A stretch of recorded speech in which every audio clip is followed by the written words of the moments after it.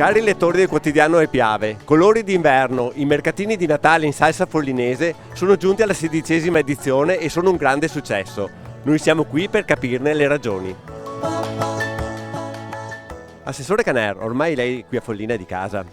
Beh, insomma, diciamo che queste realtà sono piacevoli non solo per chi ci abita, ma per tutti coloro che fanno parte di questa provincia che ha tanto da dare e tanto da dire. Quindi è una gioia poter essere qua in queste colline. Ma dicevo prima durante la presentazione che una volta i turisti venivano per l'abbazia, questa splendida abbazia, e adesso vengono anche per i mercatini di Follina, per colori d'inverno.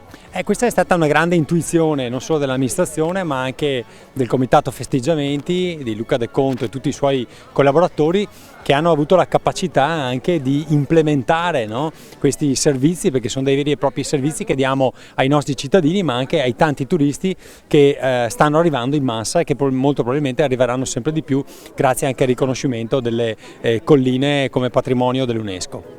L'Italia è la nazione delle grandi città turistiche, ma sono i piccoli borghi come Follina a fare la differenza. Questo sicuramente, l'Italia a mio avviso è il paese più bello del mondo, ma i piccoli borghi sono quelli che fanno la differenza, sono delle perle che dobbiamo tutelare, che dobbiamo valorizzare, come con questa iniziativa che è davvero bella, che sa rendere omaggio anche alla bellezza, al contesto, al paesaggio dove nasce, cresce e si sviluppa Follina.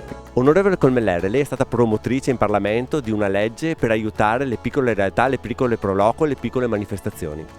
Le manifestazioni che noi appunto vediamo, che viviamo in questa terra, hanno necessità di non seguire la procedura che serve appunto per i grandi concerti, per i grandi eventi. Quindi era doveroso da parte nostra, da parte degli amministratori e da parte appunto dei legislatori fare qualcosa in questo senso per far tornare il buon senso. Luca Zanta.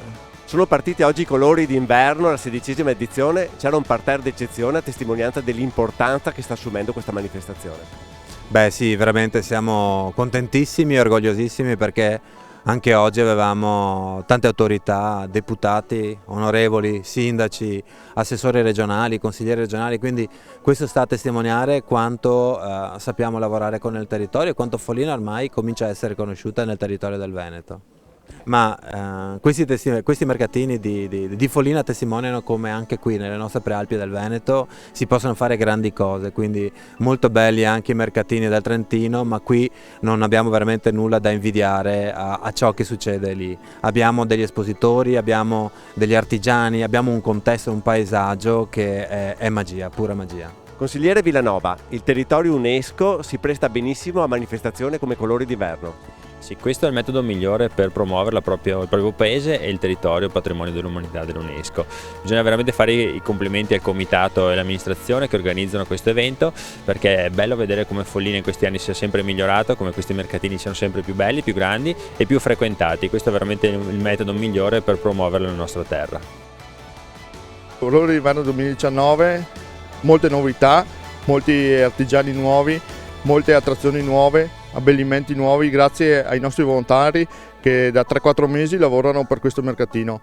Un mercatino che rimane sempre a portata uomo, una location stupenda come Follina. Follina è uno dei borghi più belli d'Italia, quindi vi aspettiamo a vedere questo mercatino perché lo merita.